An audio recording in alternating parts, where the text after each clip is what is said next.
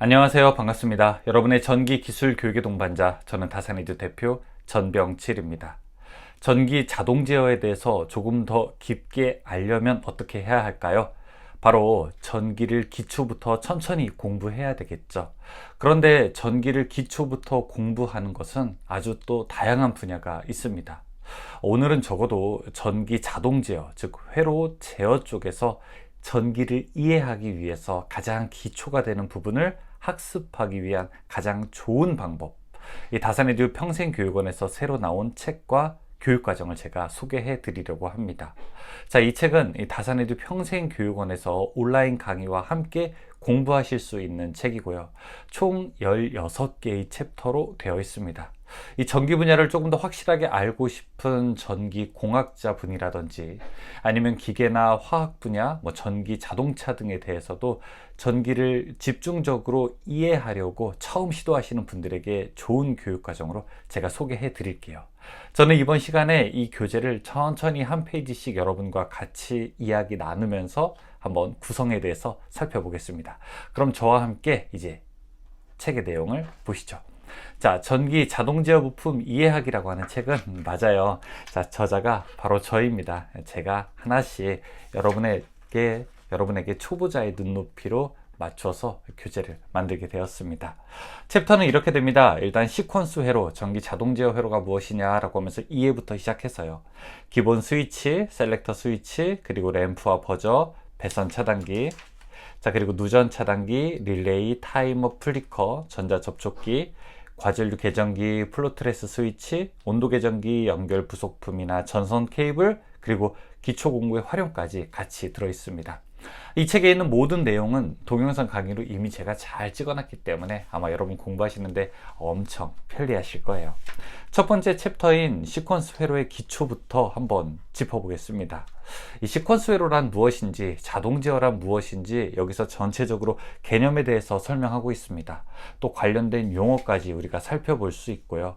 이 자동 제어가 왜 필요한지, 이 자동 제어는 어떻게 분류하는지도 나와 있게 됩니다. 시퀀스 제어에 대한 각종 분류들과 그리고 이런 시퀀스 제어의 기본 회로에 대한 개념도 나타내고 있습니다. 전달 계통이나 아니면 피드백 제어계의 구성, 그리고 신호 흐름도 여기서 보여줄 수가 있죠. 시퀀스 제어에서는 여러 가지 용어가 많이 사용되고 있기 때문에 처음에 공부하시는 분들은 이런 용어 때문에 어려움을 많이 겪으세요. 그래서 용어도 한번 정의를 해봤고요. 시퀀스 제어의 신호 흐름이 입력, 제어, 출력으로 이어진다고 하는 이런 흐름도도 역시 보실 수가 있습니다. 자, 이제 본격적으로 시퀀스 회로를 이해하기 위해서는 여러 가지 접점들을 우리가 꼭 알아야 하는데요. 여기 접점의 표기, A 접점과 B 접점의 표기뿐만 아니라 이 각각의 접점이 어떻게 IC나 KS에서 표기되는지, 그리고 어떻게 회로로 구성되는지, 그리고 동작 원리까지 이렇게 그림으로 자세히 넣게 되었습니다. 여기 오른쪽은 B 접점에 있는 내용들도 이렇게 표시를 하고 있어요. 자, 그리고 C 접점도 이렇게 나와 있게 되죠. 자, 접점의 방식에 대한 다양한 종류들도 여기서 표현해 주고 있고요. 시퀀스 제어에서 사용하는 다양한 기호들이 있는데요. 수동 조작이냐, 아니면은 자동 조작이냐, 수동 복귀냐, 자동 복귀냐에 따라서 이 다양한 여러 가지 그림 기호들을 KS와 함께 IC까지 모두 다 정의를 해 놓았습니다. 문자 기호들도 있고요. 그 다음에 기능 기호들도 있게 되네요. 하나씩 주요 기구와 기호들을 이렇게 사진까지 첨부를 해서 분류를 했습니다. 그래서 이런 것들이 이렇게 우리가 사용되는구나 라고 하는데 이해하시는데 많이 도움이 되실 겁니다.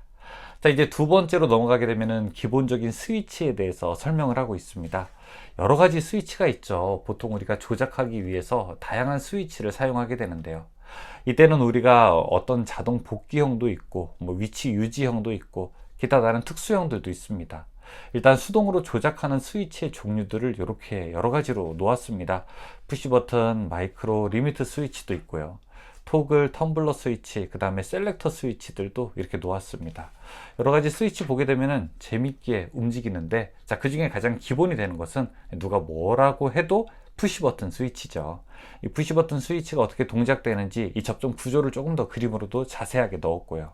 그리고 어떻게 제어를 하게 되는지 그 회로도도 넣었습니다. 리미트 스위치도 있습니다. 리미트 스위치의 기본적인 외형과 함께 내부 구조까지 이렇게 함께 그림으로 넣게 되었고요. 여기 리미트 스위치의 종류도 다양한 종류별로 어떻게 특징을 가지고 있는지도 설명을 하고 있습니다. 자, 그리고 리미트 스위치를 이용한 기본 회로도 여기서 보여주고 있네요. 그 다음은 셀렉터 스위치도 있죠. 셀렉터 스위치는 어떻게 움직이는 걸까요? 우리가 이제 선택 스위치라고 하는 말도 많이 사용을 하게 되는데, 자, 어떤 기능을 수행하는지 여러 가지 옵션에 대한 이야기들도 보여주고 있습니다. 셀렉터 스위치의 내부 구조에 대한 것도 여기서 보여주고 있죠.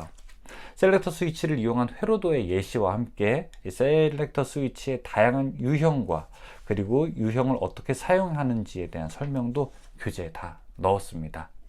이제 램프와 버저 모양도 한번 볼까요? 램프는 어떤 시각장치와 청각장치의 차이로 인해서 사용하게 되는지, 자, 그리고 램프의 색상별로 특징들도 한번 볼 수 있게 되고요. 자, 타워 램프도 우리가 많이 볼 수 있죠. 자, 이런 것도 자동 제어에서 사용하게 되는데 이런 특징도 여기서 나오게 됩니다. 이 버저에 대한 내용들, 자, 그리고 이 버저의 종류들, 그리고 어떻게 해야지 올바른 버저를 선택할 수 있는지, 상황별로 일반적으로 버저는 어떤 신호 기준을 가지고 있는지도 보여주고 있습니다. 음향에 대한 청각 신호의 특징들도 여기서 조금 보여주고 있죠. 자, 그리고 이제 전기에서 빼놓을 수 없는 것이 바로 기초 부분에서 배선 차단기입니다. 배선 차단기는 어떻게 정의될까요? 어떻게 동작될까요? 자, 그리고 용량 단위와 함께 배선 차단기의 고려사항, 명판에 대한 이야기들, 배선 차단기가 어떻게 동작되는지, 열동 전자식, 완전 전자식, 전자식 방식에 대한 설명들도 볼 수 있고요. 그리고 배선 차단기의 특징들도 여기서 볼 수 있습니다. 특히 산업용과 주택용의 차이도 나타낼 수 있고요.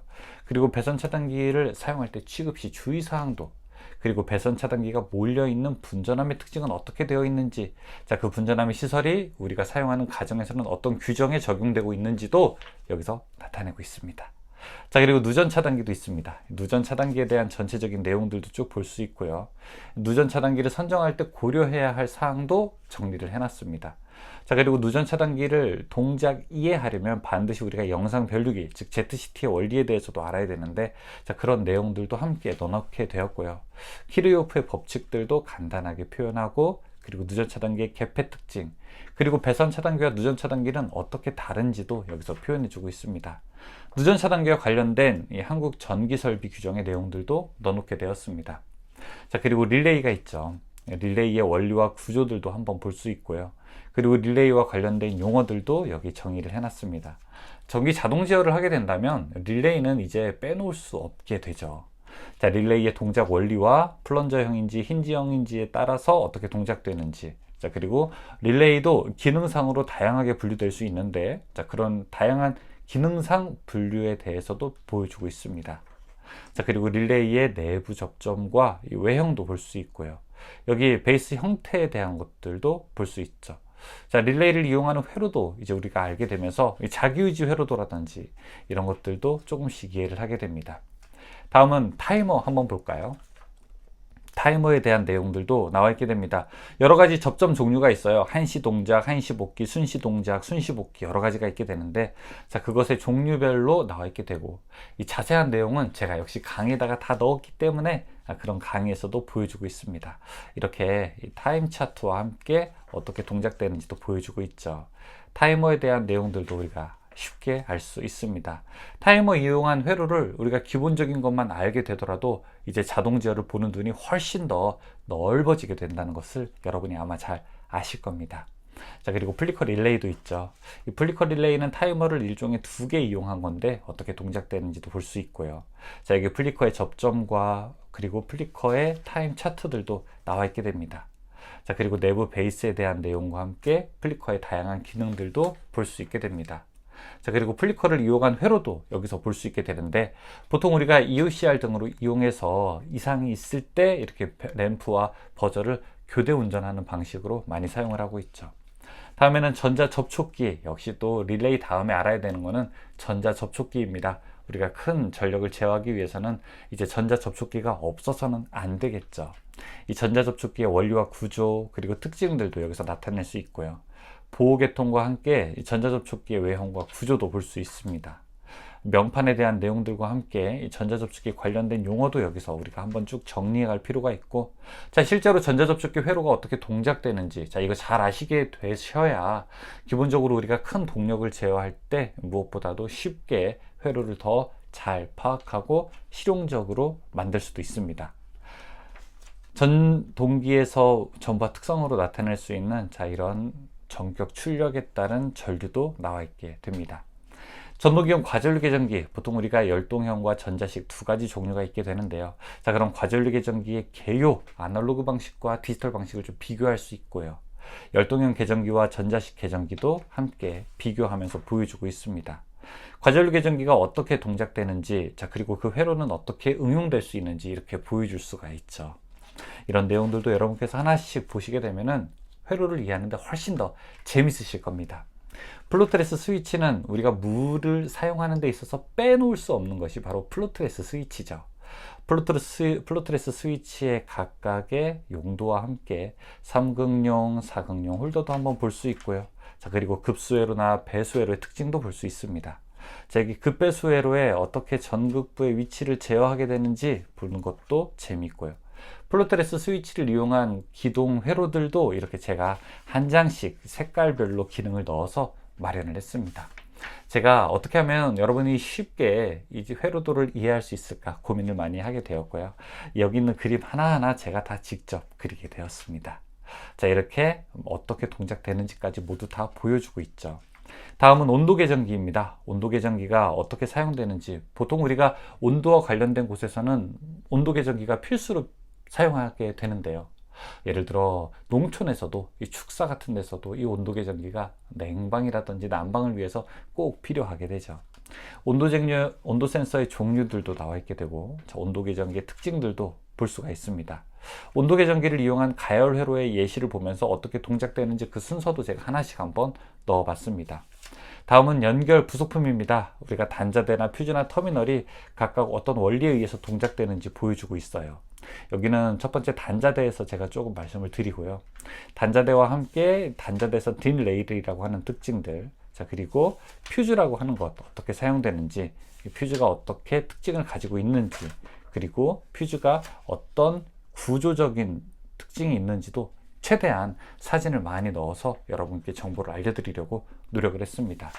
퓨즈의 선정 방법이라든지 아니면 기기별 선정도 여기 특징들로 나와 있게 되죠.